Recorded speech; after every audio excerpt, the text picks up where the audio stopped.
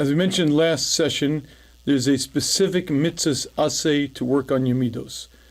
But it's very clear that the mitzvah is not just to have good midos, not just to be a nice guy, but to actually work on your midos, to improve your midos, to increase your kindliness, your control, your lack of anger, and certainly the linchpin of all midos is humility.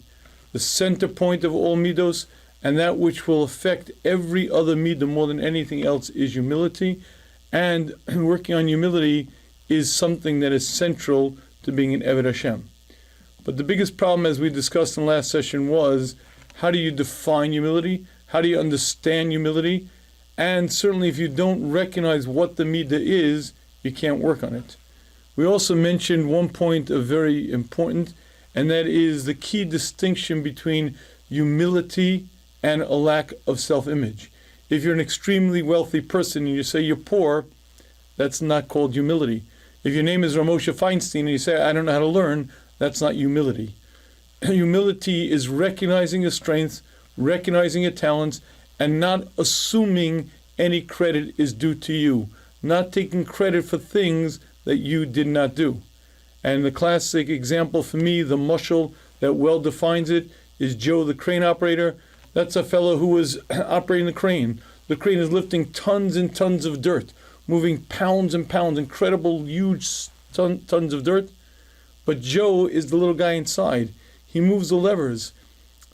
If he says to you, I don't need to work out because all day long I'm lifting heavy loads, you'd say to him, Joe, that's the crane. That dichotomy is the essence of a balanced self-image. I have to recognize that I occupy a body created by Hashem. This body has been gifted with the ability to say words, to do things, to change myself, change others around me, change the upper worlds. This gift that I have called this crane is mighty. So there's much honor due to me? No, I'm the little guy inside. I operate the levers, I tell the arms and legs what to do. At the end of the day, I'm the little guy inside. I recognize my strength, I recognize the abilities that I have, and yet there's no honor due to me. But what I'd like to discuss this session is the next prevalent issue of dealing with anova, and that's actually acquiring it. And let's begin with an interesting expression that the Mesillas Yesharim says that you might find a bit provocative. Mesillas Yesharim in Perchav Gimel says, it is the nature of man's heart to be proud and overbearing. Again, it's the nature of man's heart to be proud and overbearing. Therefore, he says, Therefore,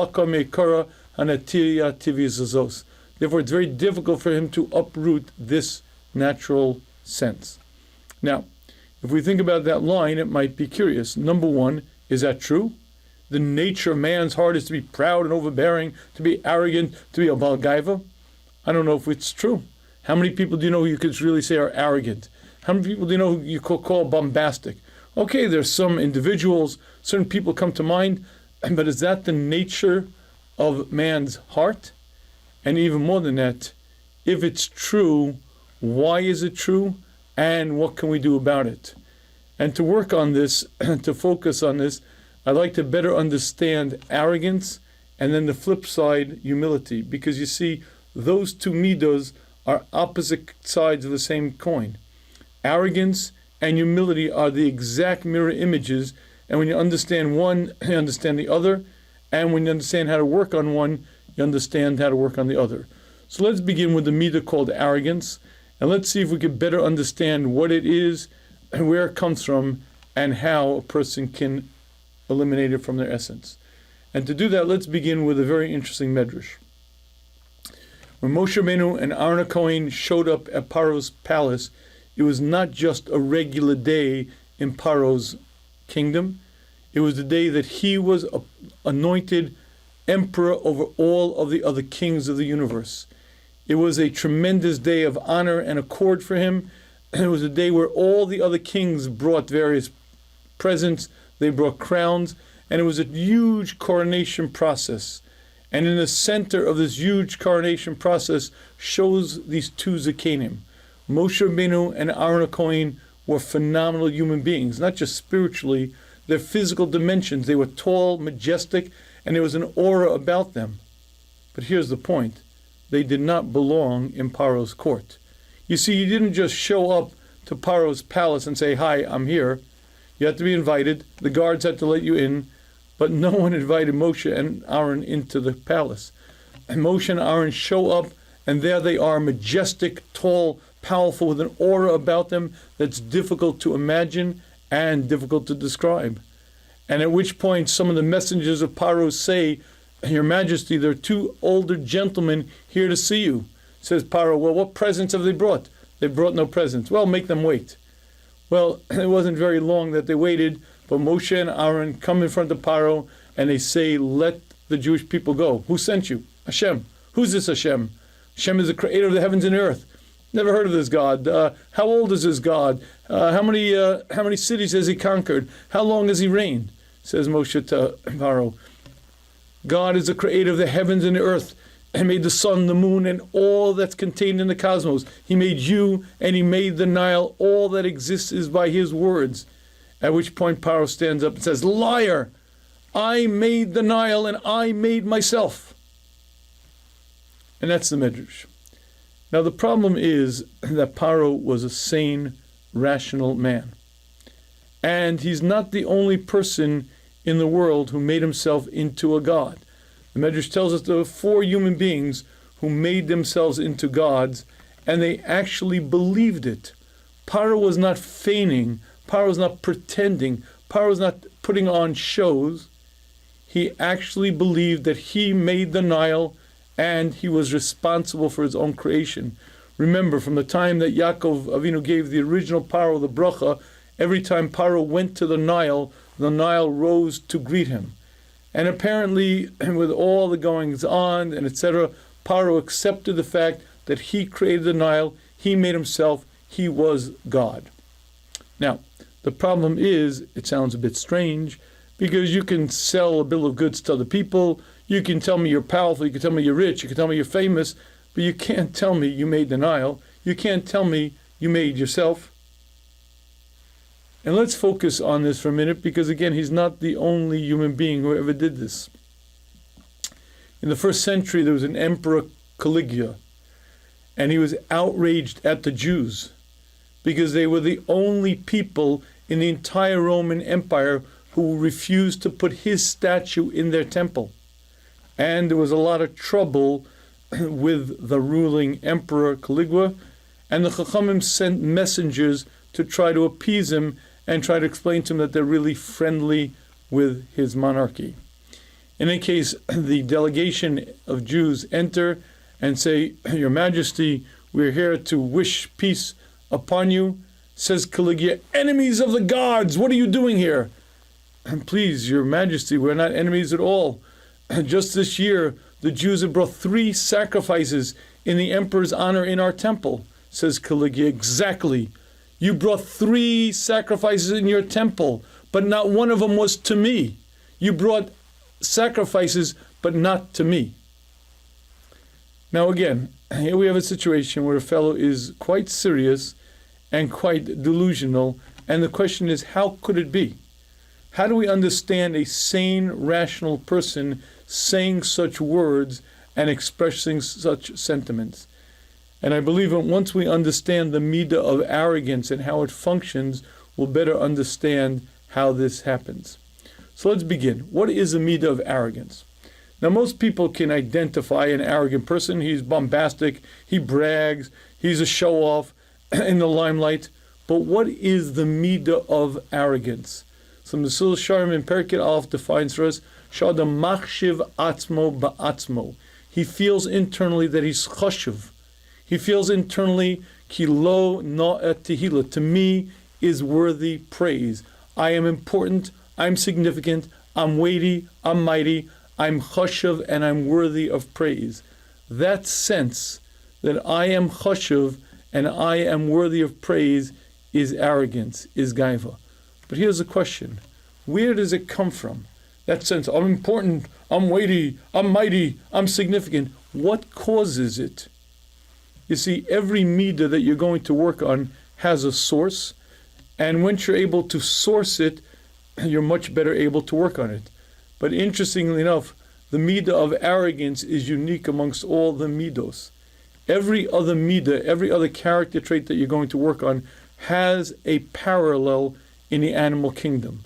So for instance, anger, laziness, various drives, appetites, taiva, all of these middos have a parallel in the animal kingdom because they come from the nefesh habahami. Remember, I'm created of two parts. Part of me is a pure neshama chelik elkim mimal. Part of me is a nefesh habahami, an animal soul. If you'd like to trace all of the middos, you can go into the animal kingdom and you could see the manifestation of that middah, of that character trait in the animal kingdom. So for instance, when a bear is attacked, you see ferocious anger. Roar! That is kas. The human being has a nefesh habahami, an animal soul. Within the animal soul is anger. That anger increases or decreases. But again, if you'd like to see it in its purest form, you go into the animal kingdom and you'll see kas, anger, in the bear, in various animals. If you'd like to see alacrity, zrizus. You ever hear the expression as busy as a bee? Moving, moving, moving. Ants, move, move, move, move. There's a zrizus. There's a natural alacrity in the ant. If you'd like to see atzlus, study the male lion.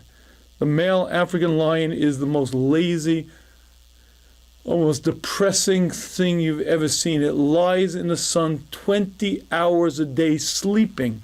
It moves, and you could see pictures of the slow, sluggish movements until the pride is attacked. Then whoosh, it goes into motion with tremendous rizus.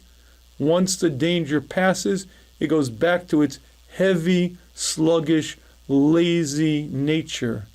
The nature of the lion is atzlus, and so laziness, but there's a tremendous change in a time of danger. The zrizus come forward, but those are middos that you can find in the animal kingdom. And again, if you look through all of the middos, you can find them in the animal kingdom with one exception. You will not find gaiva, you will not find arrogance in the animal kingdom. Gaiva is a sense of superiority, a sense of lording it over you. I'm above you, I'm better than you, I am superior to you, I am worthy of honor and praise. That you will not find in the animal kingdom. And the Chovos HaLevavos explains to us why, because it's a middah mimidos hanefesh. It does not come from the nefesh habahami. It actually comes from the other part of the human being. It comes from the seichel. It comes from the neshama of the human being. And if you'd like to understand what it is, let's focus on one simple reality. When I was a kid, I remember there was a powdered milk that they used to advertise that their milk was better than the other powdered milk because their milk comes from contented cows. That's what it bragged on the package. You could see a cow. Our milk comes from contented cows. Now, it is rather true that a cow is content. It doesn't take much for a cow to be content. You put the cow in a nice field of grass, give the cow, a female cow, maybe you give it a barn and some water, and the cow is content. It'll stand there all day long, chomping. At night, it'll go into the barn, and it is content. But ironically, you will not find man ever content. It is a rather strange phenomena that man is always moving, always changing, never satisfied. And one of the most fundamental natures of the human being is a need for more. Middah islo mana rosa masayim. If a person has 100, he needs 200. There's an inborn nature in man. If he has $1 million, he's got to make $5 million. All I can do is make $1 million, $1 million. And he finally gets the $1 million. Now I need more. Why do you need more? Take it easy, kick back. It's the nature of the human being. And the minute he acquires some, he needs more. And it's not just money. It's any situation, any status, whatever the human being has, he wants more. If he's a businessman, he has to expand his business. If he's an author, he's got to write the next bestseller. If he's an executive, he has to climb the executive ladder. He has to climb the corporate ladder. Why can't you be satisfied? You're a vice president. You make a fine salary. It's not enough. He's got to have more. The politician needs to go from the local level to the state level. The child needs to be like the big boy. The human being always aspires for more. And here's the question, why? And why is it that the human being is never content, never satisfied? And the Orchos Tzaddikim explains to us that if you'd like to see the neshama of a human being, just look at this Messias. He explains this is a proof to the neshama coming from above. Why is it that man always aspires for more? Why can't he be satisfied? Because Hashem gave us a neshama that desires to be great, that desires greatness, that desires ever to increase, ever to expand. And unfortunately, it's typically channeled into very, very small areas. But when a person focuses his energy on money, he needs more money, honor, more honor, and political power, more political power. But whatever he has is never enough, because within him is this desire to grow, this desire to expand. He'll never be content because he was created for greatness, for ever expanding greatness, and that is the neshama of a human being within a person wishing for more, wanting for more. But here's the very interesting part. There are two parts to me, part neshama, part nefesh bahami. You see, the body is not just a clump of clay. It's not just an innate object. Within the animal are all the animal instincts. In the nefesh bahami of the human being are all the drives and instincts. And the I whom speaking to you am comprised of both parts. There's a part of me that only wants to do what's right, what's good, what's proper. And there's a part of me that couldn't care less. There's a part of me that reaches for the stars and wants to climb and become ever greater. And there's a part of me that's just innate, natural instincts, hungers, appetites, and doesn't care. But the I whom speaking to you made up of both.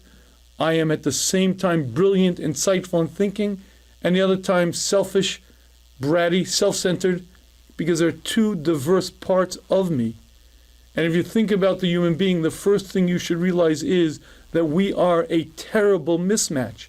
These two parts of me come from totally different ends of the universe, have totally different interests, and are pulling in totally different ways. One part of me is pulling for the sky, and one part of me is very content to live in the gutter. But those two voices speak within me. And the Mesillas Sharm gives us a mashal that defines the human being. He says, imagine there's this princess, a young princess. She's brought up in the palace. Every delicacy, every luxury, sleeping on satin and silk, eating the most finest foods. And one day, this little girl, the princess, runs away. She runs away, and she escapes to the woods, and she runs, and she runs, and she runs. And she finds herself in the woods. And without an ability to find a way home, she begins living in the woods. She lives, she grows older and older, and she's finally 18, and finally she's chasing around somewhere in the woods, and she sees this shack. Shack, she goes in and sees no one's there, eats the food, falls asleep. When she opens her eyes again, there's this ruffian man, this woodsman who's standing over her. The woodsman sees the beautiful princess who's a little bit worn and torn, but he's kind, and he brings her food to eat. And after a while, they become friendlier. The princess realizes she's never going to make it home anyway. In any case, the princess and the peasant get married. And he's a very kind man. Granted, he's a woodsman. Granted, he's a peasant. But he's kind, and he does everything to make her happy. He makes the finest beads that he can for a necklace for her. And he brings her the handcrafted beads. And as he hands it to her, she looks at it and she says, "Ay." She remembers the pearl necklaces she used to wear as a little girl. He brings her food. He cooks her a meal. For him, a delicacy. For her, she remembers the amazingly delicious food she used to eat.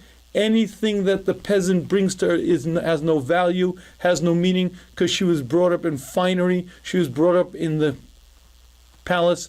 Anything the peasant brings means nothing to her. Explains Mr. Sharm, that match, that terrible mismatch, is us. I am made of two distinct parts. There's a part of me that comes from way, way up there under Hashem's throne of glory. That part of me only wants to do what's right, what's noble, what's proper. And there's another half of me. The other half of me is the animal soul within me, and this mismatch is how I live my life. And whatever the behemoth brings to the neshama, money, gold, silver, My neshama says, what are you bringing me? This is nothing. But I made millions of dollars. Look what I brought you. But within me, there's an emptiness. Within me, there's a sense of, so what? No, but come on. This is a Tesla. I mean, this is incredible. Look at the vehicle. Come on, do me a favor. What does it mean? Do you ever notice that the human being is never happy? But it's not just his need to grow, and not just a need to be content. You could spend your life pursuing anything but meaning and purpose, and I guarantee you will be unhappy. But you know why you'll be unhappy? Because you're not feeding a very real need within you.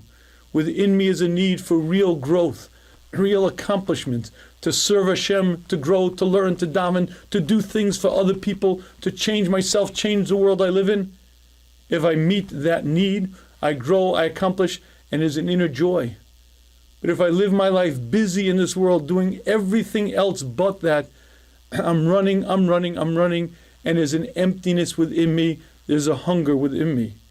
If you'd like to understand this, I remember reading a novel many years ago as a young man. It was a story of a young black fellow who grew up in the South, but he describes poverty. Poverty meant he didn't know what it meant not to go hungry. He would go to sleep at night hungry, and wake up in the morning hungry. Hunger was just a fact of life. One morning on the way to school, he sees the neighbor had left open the spigot of the hose, so he opens the spigot full blast, puts the garden hose in his mouth, and drinks and drinks and drinks, fills his belly to its full. And the hunger pangs went away. His stomach was filled, and as a result, he wasn't hungry. And his stomach was filled. He didn't have the hunger pangs until 20 minutes later when the water passed, and then the hunger pangs came back more intensely than they had been there before. That is the way most people run their lives.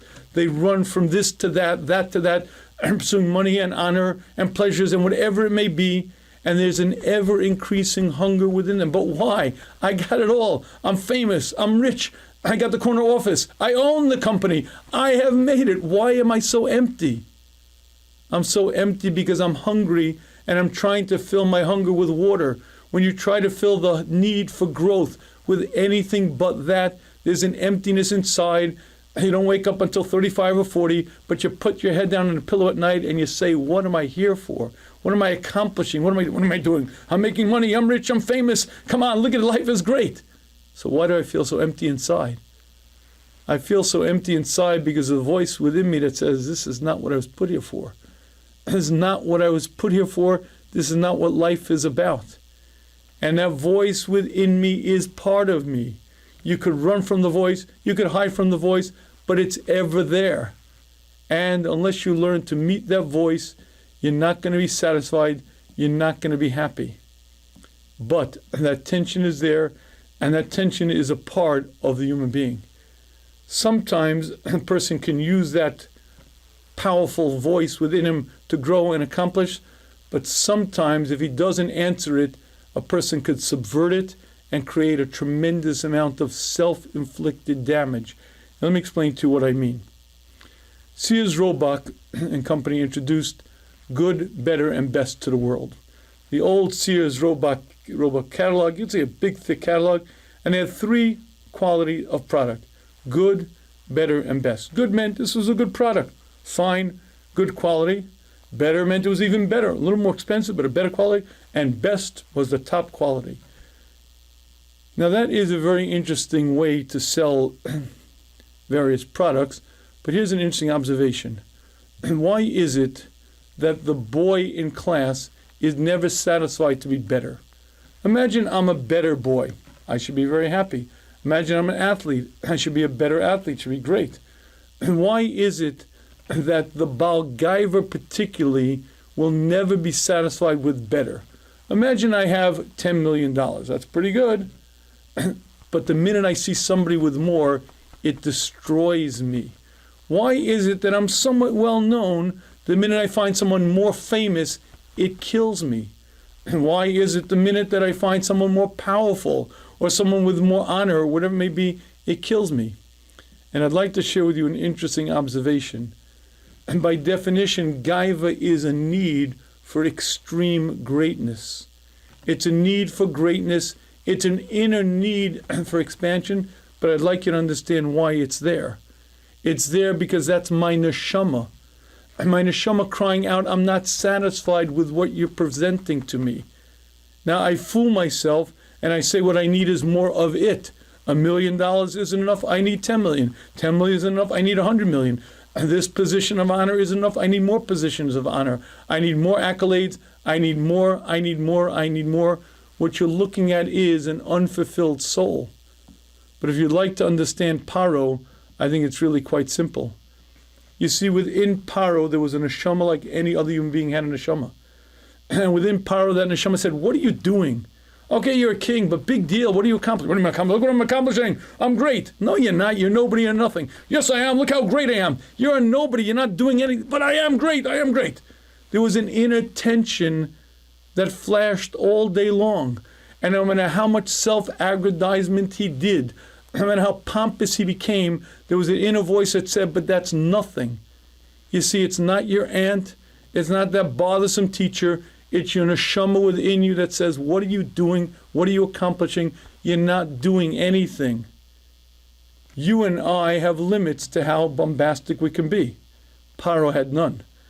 And when he acquired wealth, it wasn't enough. He needed more of it. And when he acquired power, it wasn't enough because within him was that emptiness, within him was that hunger. It was a hunger for real growth, but he subverted it to everything else but, and he became bigger and bigger, more powerful, more important, more bombastic and more pompous, because there was this ever-needing, ever-increasing need for greatness that he was subverting into what he was trying to become.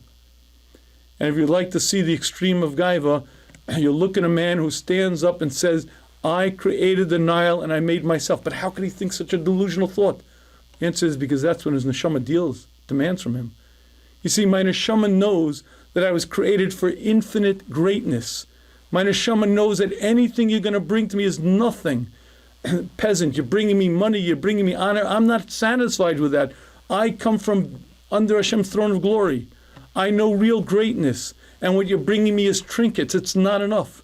And no matter how much you bring, it's not enough. No matter how much more you bring, it's not enough. There's an insatiable hunger. And the more Paro became important and mighty and significant, the more he needed, the more hungry he became, the bigger he became, the more hungry he was. And in this endless cycle, he self-inflated to the point, I created the Nile and I made myself.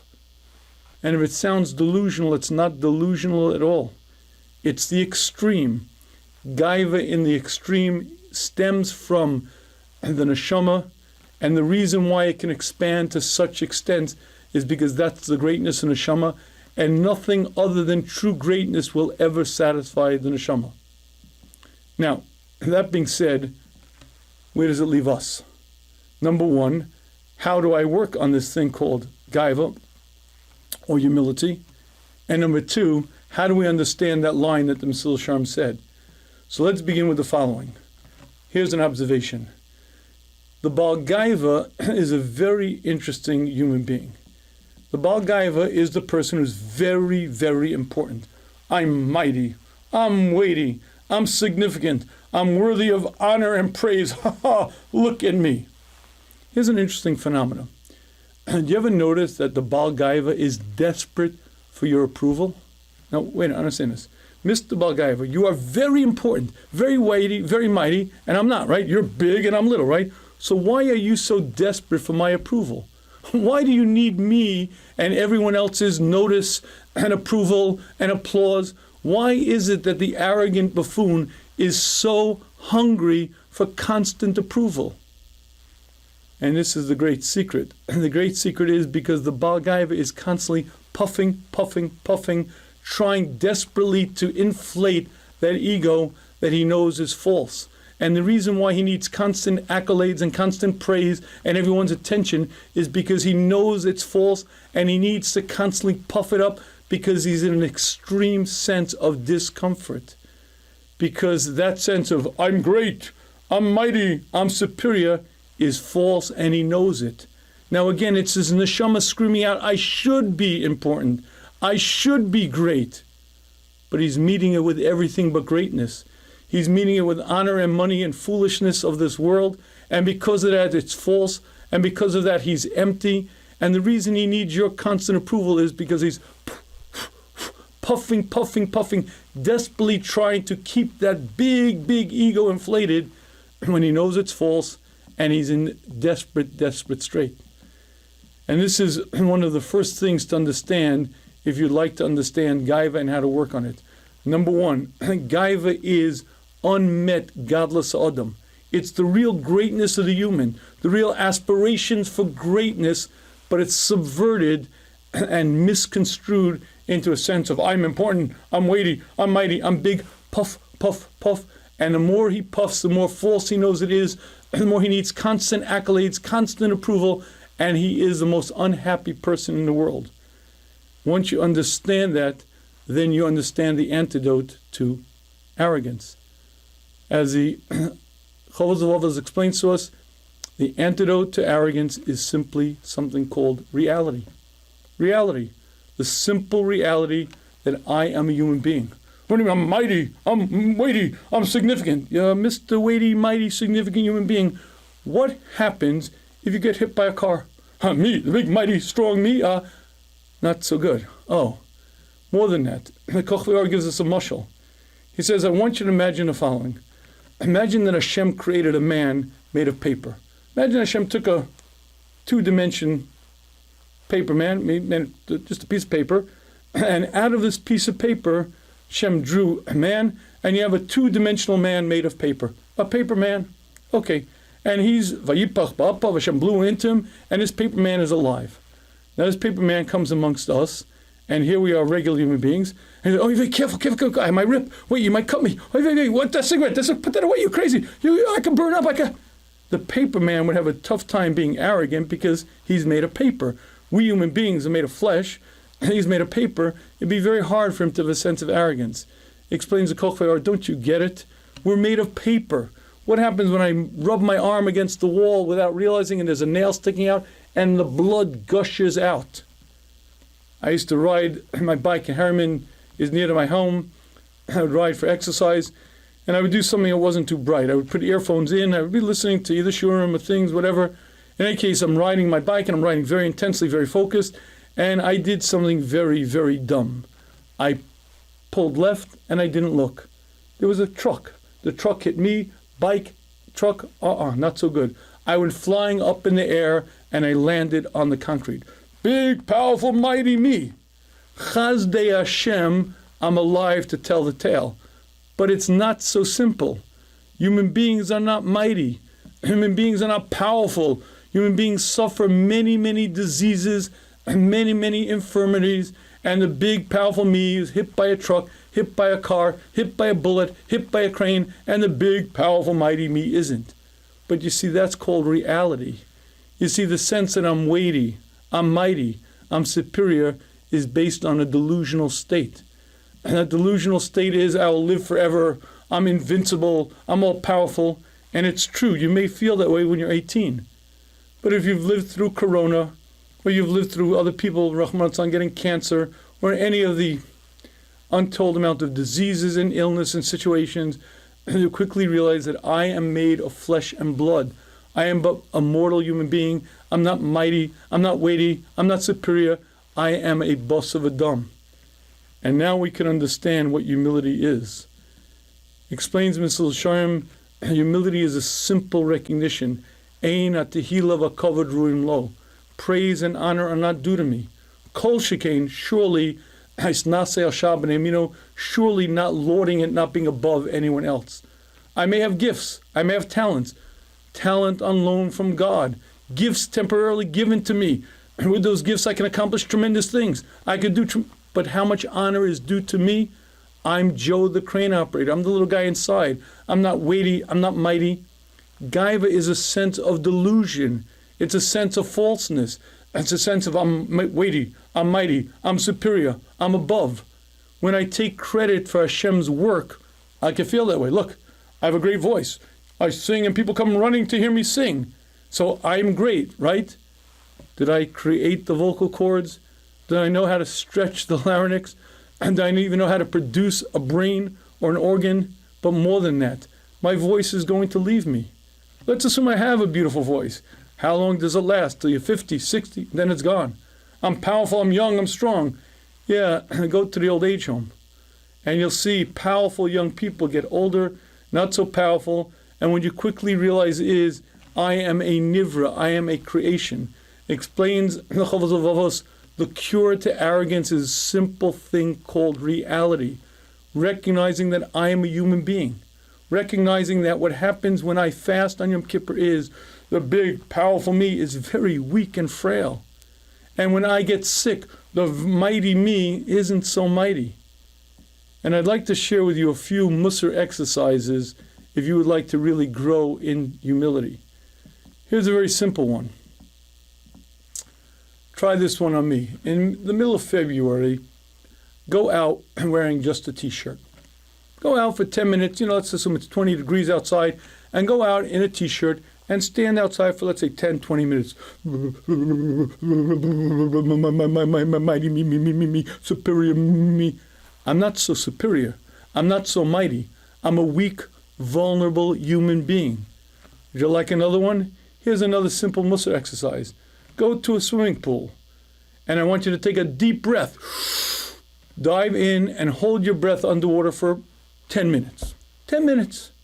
Now, unless you're a trained athlete, when after about 60 seconds or 90 seconds at most, you're going to be gasping for air.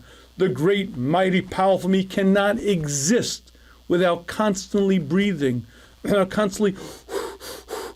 If I go for a minute and a half without breathing, the great, mighty, powerful me isn't.